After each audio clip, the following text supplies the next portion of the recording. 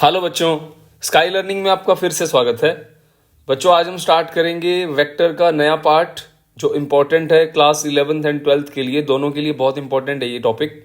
तो इसमें हम डिस्कस करेंगे product of two vectors, most important topic, product of two vectors,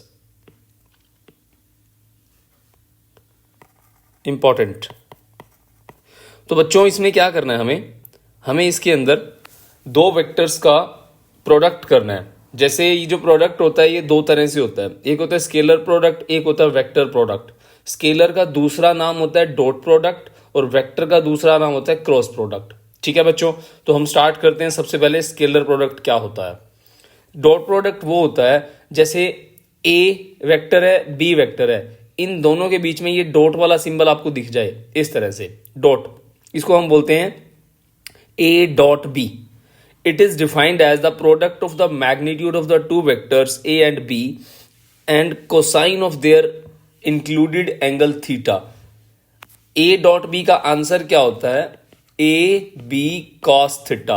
मतलब A और B का मैग्नीट्यूड और थीटा के साथ cos लेना है हमारे को, A B cos theta। समझ में आ गया यहाँ तक?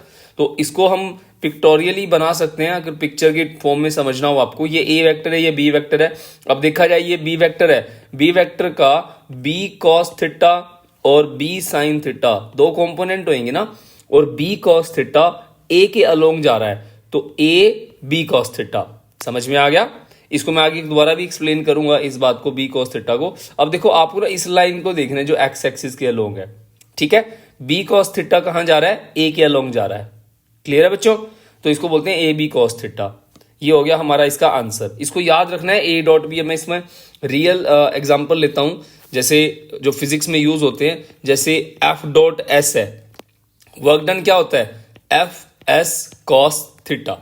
अभी आपने अगर नहीं पढ़ा, जो 11th वाले हैं अभी आए हैं, अगर आपने नहीं पढ़ा, आपने सिर्फ ये पढ़ा होगा 9th क्लास के अंदर वर्क डन होता है जो एफ एस के बराबर होता है, और यहाँ पे work done F dot S है, तो एफ डॉट एस का आंसर क्या होगा? F S cos theta.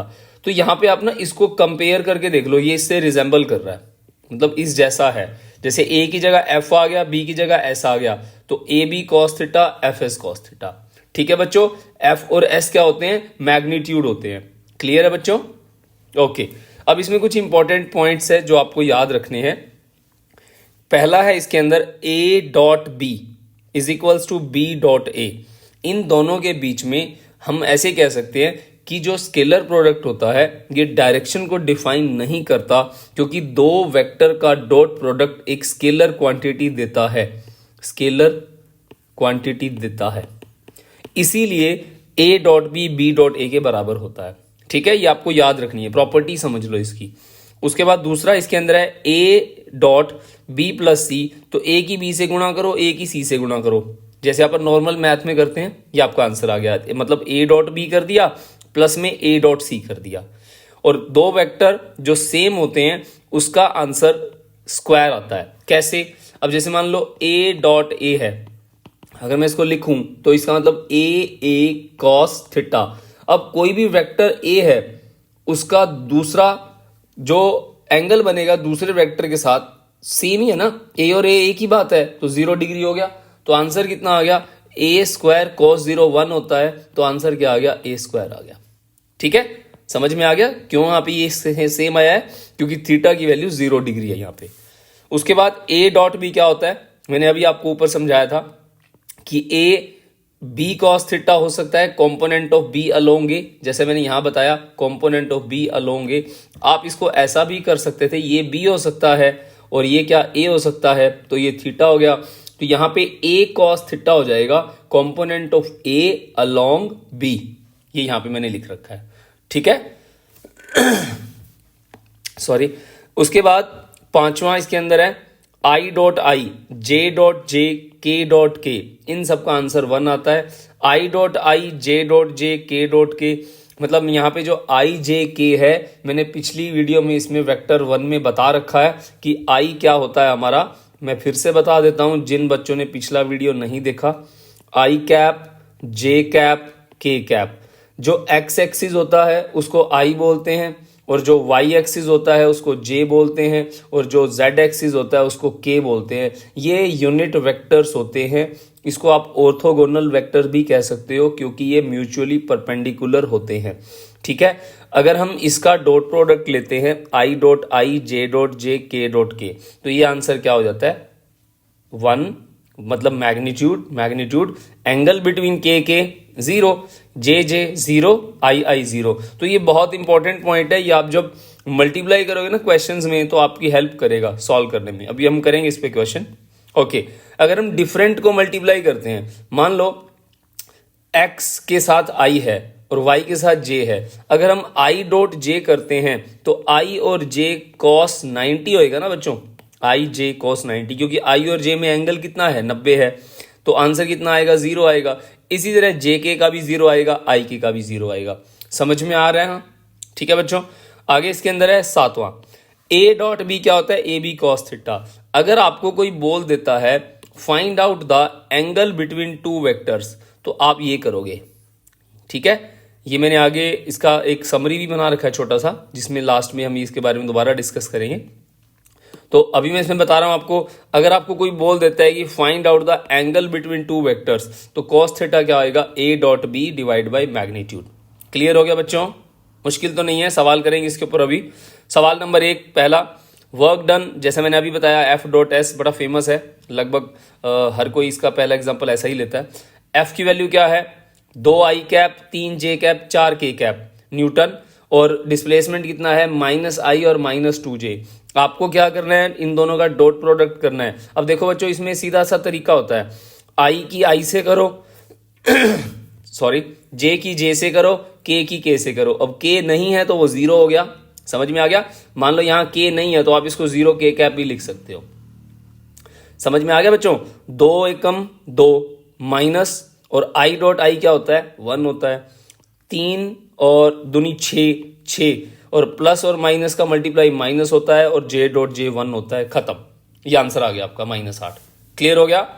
2 की i से गुना करोगे, 3 की j से गुना करोगे। समझ में आ गया? i वाले i से, j वाला j से। मैथ्स की तरह ऐसे नहीं करना, इसकी इससे करी, फिर इसकी इससे करी, इसकी इससे करी, फिर इसकी इससे करी। ठीक है, आप सही सोच रहे हो, बट उसमें आंसर 0 आएगा ना, क्योंकि j डॉट के क्या होता है 0 होता है, i डॉट j क्या होता है 0 होता है। इसीलिए इसमें डायरेक्ट करो, टाइम बचाओ, सीधा i को i से मल्टीप्लाई करो, प्लस माइनस में प्लस और माइनस का मल्टीप्लाई माइनस होता है। ये बेसिक रूल्स है मैथ्स के, आपको समझ में आने चाहिए, याद होने चाहिए। समझ में आ गया? अगला सवाल, find out the angle between two vectors. आपको एक वेक्टर दिया हुआ है a, एक वेक्टर दिया हुआ है b, इनके बीच में एंगल पता करना है। फॉर्मूला मैं ऊपर बता चुका हूं, सीधा सीधा फॉर्मूला है cos थीटा a b। अब मैंने पिछले वीडियो में इसका मैग्नीट्यूड निकालना सिखाया था। a का मैग्नीट्यूड कैसे निकालते हैं, जो i के साथ है उसका स्क्वायर करो, j के जो साथ है उसका स्क्वायर करो, k के जो साथ है उसका स्क्वायर करो, उसका रूट कर दो। अगर जो मैंने बातें बोली हैं वो मैंने यहाँ लिख रखी हैं। देखो बच्चों, 2 का स्क्वायर, 1 का स्क्वायर, -1 का स्क्वायर, -1 का स्क्वायर प्लस हो जाएगा रूट के अंदर, तो ये रूट 6 बन जाता है, ये रूट 2 बन जाता है। इन दोनों का मल्टीप्लाई आपको ऊपर वाले की तरह करना है, 2 एकम 2 और माइनस का, ये j नहीं है इसके साथ तो k है, k प्लस हो जाएगा, प्लस का 1 हो जाएगा, तो 2 + 1 3, 3/√12। इसको सॉल्व कर लो, आंसर आ जाएगा। आई होप आपको ये समझ में आ रहा होगा बच्चों, बढ़िया। उसके बाद आता है इसके अंदर क्रॉस प्रोडक्ट। क्रॉस प्रोडक्ट क्या होता है, it is defined as third C vector. अब मैं तुम्हें सीधी बात बताता हूं, ये पढ़ने वाली चीज है, छोड़ो इसको, पढ़ते रहना बाद में। a डॉट बी क्या होता है बच्चों, ए बी साइन थीटा, सीधी बात। और a डॉट बी क्या होता है, A B cos theta. a dot B क्या होता है, A B cos theta. a cross B क्या होता है, ए बी साइन थीटा। अब ये क्रॉस प्रोडक्ट होता है, इसमें ना हमें डायरेक्शन मिलती है। जैसे मान लो एक नट है, ठीक है, नट समझते हो, स्क्रू बोल देते हैं हम, ये स्क्रू होता है। मान लो आप इसके अंदर पेचकस डाल देते हो, पेचकस मतलब स्क्रू ड्राइवर, ये डाला, इसको घुमाया। अब जैसे आप इसको ऐसे घुमाओगे, ये नट ऊपर जाएगा ना, सोच के देखो, आप इसको घुमा रहे हो ऊपर जा रहा है, और जब आप इसको इस तरफ घुमा रहे हो तो ये नीचे आएगा। तो ये जो ऊपर जाना और नीचे आना होता है, ये सी वेक्टर हमें डायरेक्शन बताता है। क्रॉस प्रोडक्ट डायरेक्शन के साथ एसोसिएट होता है, इसीलिए इसको हम वेक्टर प्रोडक्ट भी बोलते हैं। समझ में आ गया?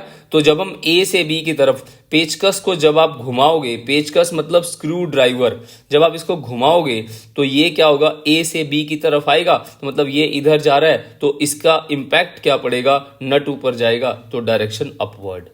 क्लियर हो गया बच्चों? तो आप इसको याद भी कर सकते हो। राइट हैंड स्क्रू रूल लगता है कि जब इसके अंदर ये जो एंटी क्लॉकवाइज डायरेक्शन होती है तो अपवर्ड डायरेक्शन आती है, और जब क्लॉकवाइज हम रोटेट करते हैं ऐसे तो क्या होता है, डाउनवर्ड। क्लियर हो गया? ठीक है बच्चों? ओके, अब यहां पे क्रॉस प्रोडक्ट होता है। अब जैसे मान लो ए से बी की तरफ जाऊं और बी से ए की तरफ आऊं, तो इन दोनों में अलग अलग बात होती है। एक में नट बंद होएगा, एक में नट खुलेगा, इसीलिए ये दोनों का प्रोडक्ट कभी भी बराबर नहीं हो सकता। बराबर हो सकता है, हमें नेगेटिव साइन लगाना पड़ेगा जो कि डायरेक्शन को रिप्रेजेंट करता है। आप ऐसे नहीं लिख सकते बी क्रॉस ए, आप ये चीज नहीं लिख सकते। नेगेटिव साइन लगा दोगे तो लिख सकते हो, क्योंकि डायरेक्शन का अंतर है, बाकी सब सेम है। क्लियर है बच्चों? अच्छा, अगली चीज, cross product of two parallel vectors zero होता है। सोच के देखो बच्चों, अगर मैंने बोला आई क्रॉस आई है, आई क्रॉस आई के बीच में एंगल कितना होगा, थीटा, तो 0 डिग्री है। अब यहां पे आई आई साइन जीरो कितना होता है, 0, सारा आंसर हो गया 0। तो याद रखना, सेम वाले का अंदर जो सेम वाले हम मल्टीप्लाई करते हैं पैरेलल वेक्टर्स, उसके अंदर क्रॉस प्रोडक्ट 0 होता है। परपेंडिकुलर वाले का जो आंसर आएगा वो 0 नहीं होता, वो अभी देखते हैं हम लोग, ठीक है, क्योंकि साइन 91 होता है। अब बात करते हैं ऑर्थोगोनल वेक्टर्स की। ए क्रॉस बी थीटा 90 हो गया, डायरेक्शन हमारे को शो होएगी। इसके लिए सर्कल रूल यूज करते हैं बच्चों। सर्कल रूल क्या कहता है, ये हमें एक रूल सिखाता है जिसमें हम लोग आई जे के को एक बार क्लॉकवाइज बना लेते हैं और एक बार हम इसको एंटी क्लॉकवाइज बना लेते हैं। क्लॉकवाइज में जो आंसर आएगा वो पॉजिटिव आएगा, एंटी क्लॉकवाइज में जो आंसर आएगा वो नेगेटिव आएगा। देखो बच्चों, ये ना याद रखना है, आई से जे की तरफ आ रहे हो तो मतलब आई क्रॉस जे कर लो, जो बच गया वो क्या हो गया, के हो गया, पॉजिटिव। फिर उसके बाद जे से के जाओ, जे क्रॉस के जाओ, आंसर क्या आएगा, आई आएगा। फिर उसके बाद के से आई जाओ, के क्रॉस आई जाओ, आंसर क्या आएगा, बचा हुआ जे है तो जे पॉजिटिव आएगा। तो आपको ये एग्जाम में बना लेना है, ठीक है। प्रैक्टिस जितनी ज्यादा करोगे इनके क्वेश्चंस की तो आपको याद भी हो जाएगा, एक तरह से बार बार आप प्रैक्टिस कर रहे हो तो फिर भी आप इसको ना एग्जाम में बना लेना रफ पेज पे। जब आप इसकी डायरेक्शन निकालो तो आपको गलती होने के चांसेस बिल्कुल नहीं होंगे। समझ में आ गया? तो ये कब पॉजिटिव आता है, कब नेगेटिव आता है। नेगेटिव का एक बता देता हूं आपको। अब देखो, आई से इधर चलो, आई क्रॉस के कितना हो जाता है, बचा जे। तो आपको ये देखना ना आप कैसे चल रहे हो, एंटी क्लॉकवाइज चल रहे हो, आंसर क्या आ जाएगा, माइनस का जे। फिर उसके बाद के क्रॉस जे, के क्रॉस जे, आंसर बचा क्या, आई। जो बच जाता है उसको लिखना है, और कौन सी डायरेक्शन है, क्लॉक है तो पॉजिटिव, एंटी है तो नेगेटिव। समझ में आ गया बच्चों? अच्छा, अब अगला है चौथी प्रॉपर्टी, ए क्रॉस बी प्लस सी। तो ए क्रॉस बी और ए क्रॉस सी बिल्कुल वैसा ही है जैसे ऊपर था वो डॉट वाला।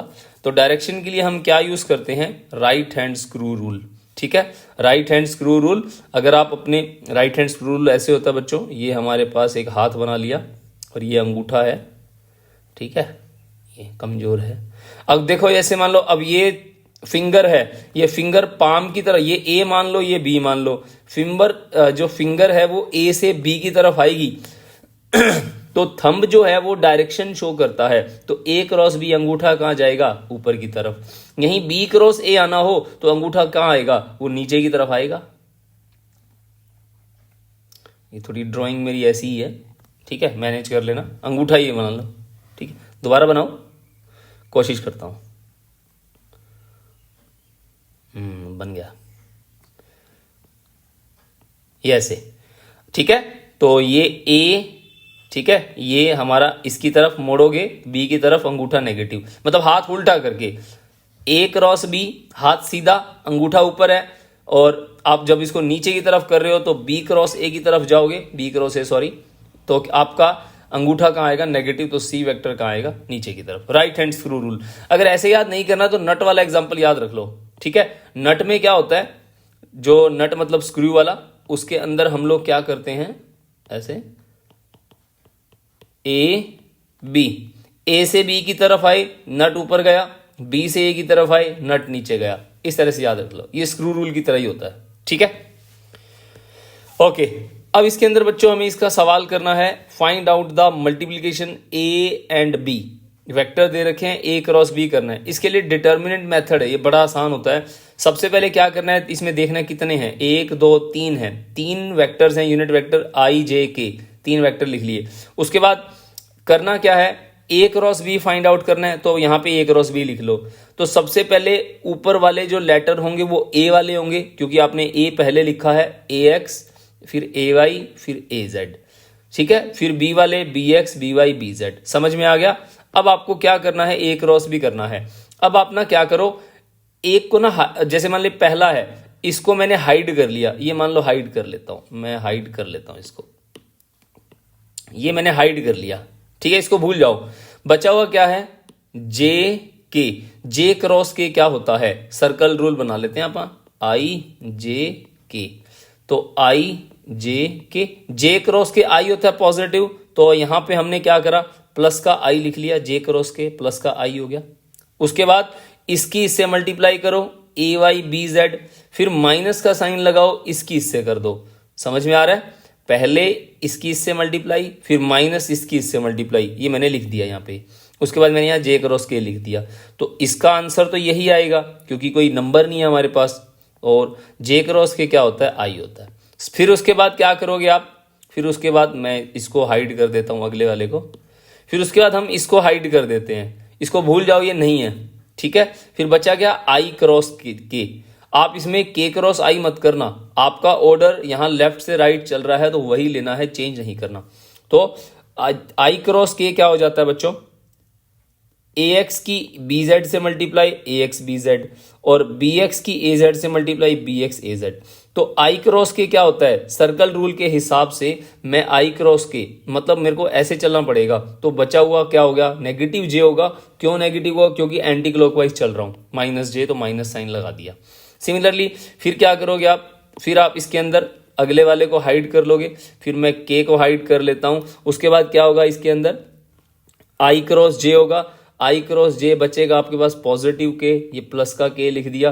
फिर इसकी इससे मल्टीप्लाई करो, माइनस इसकी इससे करो, तो ए एक्स बी वाई ए वाई बी एक्स। समझ में आ गया, ये आपका आंसर आ गया। ऐसे इसमें नंबर भरे होंगे। ठीक है, नंबर होंगे तो आप नंबर की मल्टीप्लाई कर देना, जो आपका मल्टीप्लाई करके फाइनल आंसर बनेगा वो एक वेक्टर फॉर्म आ जाएगी। मैग्नीट्यूड निकालना हो, उसके बाद इसका स्क्वायर इसका स्क्वायर इसका स्क्वायर, ये आपका आंसर आ जाएगा। हम इसके सवाल करेंगे अगले वीडियो के अंदर, मैं न्यूमेरिकल बनाऊंगा इसके अंदर, जो जेई के भी होंगे, नीट के भी होंगे, और बोर्ड्स के भी होंगे, जो स्कूल में होते हैं, जो +1 के स्कूल में जैसे जिस टाइप के क्वेश्चन पूछे जाते हैं, वैसे मैं उसका एक वीडियो बना दूंगा और सबके क्वेश्चंस डाल दूंगा। ठीक है, थोड़े बहुत सबका सैंपल पता चल जाएगा कैसे पूछे जाते हैं। ठीक है बच्चों, आगे चलते हैं। अब इसके अंदर बड़ी इंपॉर्टेंट बात है, कुछ इंपॉर्टेंट चीजें हैं। एरिया ऑफ ट्रायंगल कैसे निकालते हैं, कई बार ना हमें बोल देते हैं कि एरिया ऑफ ट्रायंगल निकालो, लेंथ दिया हुआ है, ठीक है, और ये हाइट दी हुई है, तो आप क्या करोगे, क्रॉस प्रोडक्ट निकालोगे। याद रखना, क्रॉस प्रोडक्ट क्या देता है, एरिया देता है। क्लियर है, half of A into B, दो वेक्टर दे रखे हैं, आपको बोला जाएगा ट्रायंगल का एरिया निकालो, half of A cross B कर देना। ए क्रॉस बी निकालने के लिए डिटरमिनेंट मेथड वाला इसको यूज कर लेना, ये जो डिटर्मिनेंट मेथड है इसको यूज कर लेना। ठीक है, फिर उसके बाद पैरेललोग्राम आता है। पैरेललोग्राम में 2 से डिवाइड नहीं होता, सीधा ए क्रॉस बी निकाल देना, वो पैरेललोग्राम आ गया। क्लियर हो गया बच्चों, ये क्वेश्चंस के लिए बता रहा हूं तुम्हें, इसको याद करना है, इसके ऊपर क्वेश्चंस आते हैं। ठीक है, जेई के ऊपर इसके ऊपर क्वेश्चन पूछे जाते हैं। उसके बाद इसके अंदर आता है angle between 2 vectors obtained by the dot product. मैं बता चुका हूं, मैंने बोला था कि आगे इसको मैंने दोबारा लिखा हुआ है, ये हम पीछे इसका एक क्वेश्चन भी कर चुके हैं। ठीक है बच्चों, इसको याद रखना, A dot B is equals to A B cos theta is equals to A dot B by A B. ठीक है, उसके बाद unit vector perpendicular to both A and B. ठीक है, तो ये हमारे पास एक सी वेक्टर है plus minus A cross B और इसका मैग्नीट्यूड ए क्रॉस बी। ये याद रखना, कई बार इसके ऊपर क्वेश्चन आ जाते हैं। Unit vector which is perpendicular to A and B find out, तो इस तरह से इसका क्रॉस प्रोडक्ट करके उसके मैग्नीट्यूड से डिवाइड कर देना, आंसर आ जाएगा। उसके बाद कंपोनेंट निकालो या प्रोजेक्शन निकालो, ये बहुत इंपॉर्टेंट है। जैसे कई बार आ जाता है कि find out the projection of A along B, तो हमारे पास A cos theta is equal to A dot B by B. ये मैं इसको थोड़ा सा एक्सप्लेन कर देता हूं। A dot B is equal to A B cos theta. Projection का मतलब क्या होता है बच्चों, जैसे मान लो ये थीटा है, ये बी है और ये ए है। अब देखा जाए ए का कंपोनेंट यहां होएगा ना, यहां पे ए का कंपोनेंट होएगा ए कॉस थीटा, तो प्रोजेक्शन ऑफ ए क्या है, ए कॉस थीटा। कहने का मतलब है बी के ऊपर कौन सा कंपोनेंट है, ए कॉस थीटा, क्योंकि ए का कंपोनेंट आएगा। तो इसका मतलब आपको यहाँ पे ए कॉस थीटा पता करना है, और जो बच गया आपके पास A dot B divide by क्या आ जाएगा, बी। ये आपका आंसर आ गया। समझ में आ गया ना बच्चों। अब कंपोनेंट बी अलोंग ए, तो इसका भी डायग्राम बना लेते हैं। तो ए बी, तो यहाँ क्या हो जाएगा, बी कॉस थीटा। तो बी कॉस थीटा निकालने का मतलब क्या है, बी कॉस थीटा निकाल लो, इसमें बी कॉस थीटा रख लो, डिवाइड बाई ए हो जाएगा। ये आपका आंसर आ गया। बहुत इंपॉर्टेंट है। आप अगर नीट और जेई के पीवाईक्यूज देखोगे तो उनके अंदर ये पूछा गया है। मैं इसके क्वेश्चंस डालूंगा, आप इसको देखना। ठीक है बच्चों, अगर आपको वीडियो अच्छा लग रहा है तो इसको सब्सक्राइब जरूर करना, इसको शेयर करना अपने दोस्तों के साथ। ओके बच्चों, आगे आता है इसके अंदर सब्ट्रैक्शन ऑफ वेक्टर्स। तो सब्ट्रैक्शन ऑफ वेक्टर कैसे करते हैं, देखो बच्चों, सब्ट्रैक्शन के लिए हम लोग क्या करते हैं, नेगेटिव वेक्टर का यूज करते हैं। जैसे मान लो हमारे पास ये एक वेक्टर है ए, एक वेक्टर है बी, मुझे इसका सब्ट्रैक्शन करना है, तो मैं क्या करूंगा, बी का नेगेटिव क्या है, ये बी का माइनस बी हो गया बस। ठीक है, और इसके बीच में ये क्या हो गया, रिजल्टेंट हो गया, ये रिजल्टेंट आंसर आ गया। अगर ये एंगल थीटा है तो ये एंगल कितना हो जाएगा बच्चों, 180 माइनस थीटा।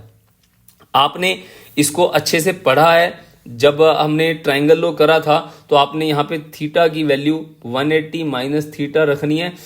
क्या आंसर था उसका, A square plus B square plus 2ab cos theta. बच्चों यहाँ पे सिर्फ आपको थीटा की वैल्यू को 180 माइनस थीटा रखना है, आपको ये मिल जाएगा। और डायरेक्शन निकालने के लिए आपको यहाँ पे ये जो अल्फा एंगल है हमारे पास, डायरेक्शन रिजल्टेंट का बेस के साथ बनाते हैं ना, एक्स एक्सिस के साथ एंगल, तो वहां पे 180 माइनस थीटा हो जाएगा। ये आपका आंसर आ जाएगा। समझ में आ गया बच्चों, क्योंकि tan बीटा मैंने निकालना सिखाया था ना, तो यहाँ पे tan अल्फा ले रहे हैं क्योंकि एक जैसा हो जाएगा ना, फिर दोनों में एडिशन में भी सेम एंगल लिया, तो बस यहाँ पे थोड़ा सा चेंज कर दिया, अल्फा ले लिया। b sine theta by a plus B cos theta. बस थीटा की वैल्यू 180 माइनस थीटा कर दो, उसके बाद ट्रिग्नोमेट्री लगा दो और आंसर आ गया। ठीक है बच्चों, सॉरी बच्चों, थोड़ा गला खराब है आज मेरा। ओके, तो डायरेक्शन कोसाइन कैसे निकालते हैं, इंपॉर्टेंट है डायरेक्शन कोसाइन। इसके डायरेक्ट क्वेश्चन आते हैं, बिल्कुल डायरेक्ट क्वेश्चन। मैं तुम्हें इसके आंसर बताता हूं। पहले देखो, डायरेक्शन कोसाइन के अंदर क्या होता है, कोस जो होता है ना वो 1 के बराबर होता है। और जेई में एक बार पूछा गया था पीवाईक्यूज में, साइन की वैल्यू क्या होती है, 2 होती है। आपको ये दो वैल्यू याद रखनी है, कोस स्क्वायर और कोस स्क्वायर। एक होता है साइन स्क्वायर 2 होता है। तो इसको मैं प्रूफ करा देता हूं होता कैसे है ये। ठीक है, ये मैंने क्या करा, एक 3D वेक्टर ले लिया। यहाँ पे एक ए वेक्टर है, ठीक है, ये ए वेक्टर है। इस ए वेक्टर का एक्स के साथ एंगल कितना बना, अल्फा, वाई के साथ कितना बना, बीटा, और जेड के साथ कितना बना, गामा। ठीक है, तो इसके अब आप कंपोनेंट लेते हैं। तो डायरेक्शन कोसाइन के अंदर हमने एक वेक्टर ले लिया जो कि 3 डायमेंशन के अंदर है, ए एक्स आई प्लस ए वाई जे प्लस ए जेड की। तो आपको पता ही है बच्चों कि अगर कोस निकालना हो, कोस थीटा क्या होता है, कोस थीटा की वैल्यू बेस बाय हाइपोटेनस होती है ना। बेस में कौन होता है, अगर हम देखें तो ए एक्स हो जाएगा, और यहाँ क्या हो जाएगा हमारे पास, ए हो जाएगा। हाइपोटेनस हमारा जो मेन वेक्टर है वो ए है ना, एक्स एक्सिस के अलोंग जो एंगल बना है उसके लिए हम ए एक्स ले लेंगे। ठीक है, तो यहाँ मैं अल्फा कर देता हूँ क्योंकि यहाँ पे क्वेश्चन भी सॉल्व हो जाएगा साथ साथ।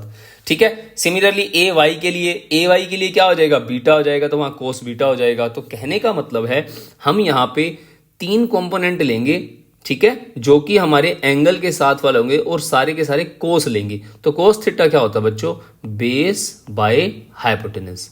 हाइपोटेनस तो सबका ए ही रहेगा ना, बीच में जो ये इंक्लाइंड है बीच में ए वेक्टर। तो यहाँ पे देखो कोस अल्फा क्या हो जाएगा, ए एक्स बाई ए। तो ए एक्स की वैल्यू कितनी आ गई, ए कोस अल्फा। तो कॉस बीटा क्या हो जाएगा, ए वाई बाई ए। तो ए वाई क्या हो जाएगा, ए कॉस बीटा। कैसे हुआ मैं एक बार बता दूं, देखो जैसे मान लो ये ए है, अगर मान लो ये अल्फा है तो ये क्या हो जाएगा ए एक्स, और ये क्या हो जाएगा ए वाई। तो बच्चों मैं अगर आपसे पूछूं इसके अंदर ए एक्स, यहाँ पे कॉस थीटा कॉस अल्फा क्या होगा, कोस अल्फा, आप कहोगे बेस बाय हाइपोटेनस, यही होगा ना। अगर मैं बोलूं ये वाला एंगल कितना हो जाएगा, तो 90 माइनस अल्फा हो गया ना। मैं इसको एक बार ना अल्फा नहीं लेता, मैं इसको बीटा ले लेता हूं। तो अब देखा जाए यहाँ पे ये वाला बेस हो गया, क्योंकि एंगल के साथ जो होता है वो क्या होगा, कोस होएगा ना, उसको हम कोस लेते हैं। तो कोस बीटा क्या हो जाएगा, बेस बाई हाइपोटेनस, तो मतलब क्या हो जाएगा A Y by A. Similarly Z वाला ऐसे होएगा ना, जेड वाला इस तरह से, तो उसका क्या होगा इसके, अभी देखो जेड वाला ना थोड़ा सा 3D रहता है, तो इसीलिए हमने यहाँ पे 3 डायमेंशनल एक रूम का कॉन्सेप्ट ले लिया। जैसे रूम के एक कॉर्नर पे आपने डंडा रख लिया, उस डंडे को आपने इंक्लाइंड कर दिया, उसका एक्स के साथ एंगल देखो, वाई के साथ देखो, जेड के साथ देखो, ठीक है। आप समझ रहे हो ना मैं क्या समझाना चाह रहा हूं, ठीक है। तो कॉस गामा के अंदर ए जेड हो जाएगा डिवाइड बाई ए हो जाएगा, बस खत्म। अब क्या करो, ए एक्स ए वाई ए जेड निकाल लो, निकाल लिया। अब आपको एक बात पता है बच्चों कि इस वेक्टर का अगर मैं मैग्नीट्यूड लूं तो क्या होता है, ए एक्स का स्क्वायर ए वाई का स्क्वायर ए जेड का स्क्वायर। तो ए एक्स ए वाई ए जेड की वैल्यू डाल दो बच्चों, डाल दी। तो अब इसको सॉल्व करना तो आता ही है, ए स्क्वायर कॉमन आएगा, कैंसिल हो गया, जो बची हुई वैल्यू है उसके बराबर एक आ गया, ये आपका आंसर आ गया।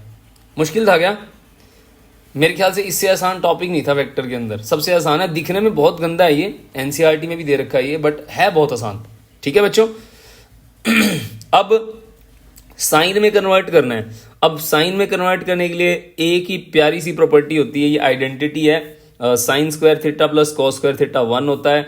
कॉस की वैल्यू निकाल लो 1 माइनस साइन स्क्वायर थीटा, तो बस अब सबके अंदर 1 माइनस 1 माइनस 1 माइनस कर दो, सॉल्व कर लो इसको, मैथमेटिकली आंसर आ जाएगा 2। समझ में आ गया ना, एक वाले टर्म एक तरफ रख लेना और साइन वाली टर्म्स एक तरफ रख लेना, आंसर आ जाएगा। ओके, ये एक लॉ ऑफ कोसाइन है, लॉ ऑफ साइन है, ठीक है, ये मैंने डाल दिया इसके अंदर, ये इंपॉर्टेंट है। कई बार क्या होता है, कुछ क्वेश्चंस जो होते हैं कॉम्पिटिटिव एग्जाम्स के अंदर वो इनसे सॉल्व होते हैं। तो यहाँ पे मैं तुम्हें सिंपल सा तरीका बता देता हूँ ये होता कैसे है। एक ट्रायंगल बना ली मैंने यहाँ पे, ठीक है, इस ट्रायंगल के अंदर मैंने ए बी सी नाम दे दिया कैपिटल में, ठीक है। जो ए है उसके साथ अल्फा बना लिया, जो बी है उसके साथ बीटा बना लिया, जो सी है उसके साथ गामा बना लिया। अब मैंने ना लॉ ऑफ साइन निकालना है। लॉ ऑफ साइन क्या होता है, इसके अंदर मैथ की टर्म है ये। तो यहां पे क्या होगा, जो ए है ना, ए के सामने कौन सा एंगल है, अल्फा, तो ए बटे साइन अल्फा।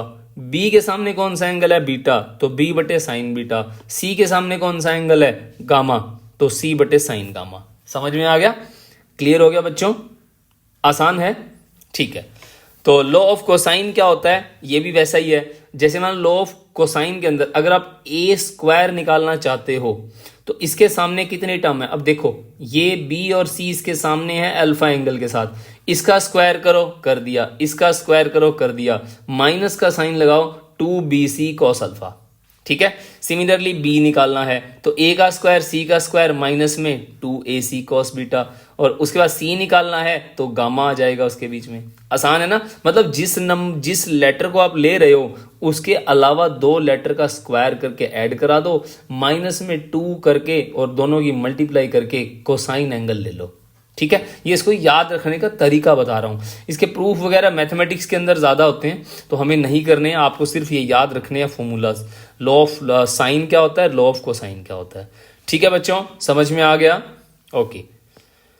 फिर इसके बाद इसके अंदर आता है पोजीशन वेक्टर क्या होता है और डिस्प्लेसमेंट वेक्टर क्या होता है। बहुत इंपॉर्टेंट है ये दोनों वेक्टर बच्चों, ये बहुत आसान है। पोजीशन वेक्टर क्या करता है, ये पोजीशन को इंडिकेट करता है, पोजीशन को डिफाइन करता है, ठीक है। ओरिजिन से कोई वेक्टर कहां पे है उसके कोऑर्डिनेट के साथ, जैसे ये आर वेक्टर है, पोजीशन वेक्टर हो गया, ओपी एक पोजीशन वेक्टर है, आर उसका एक वैल्यू है।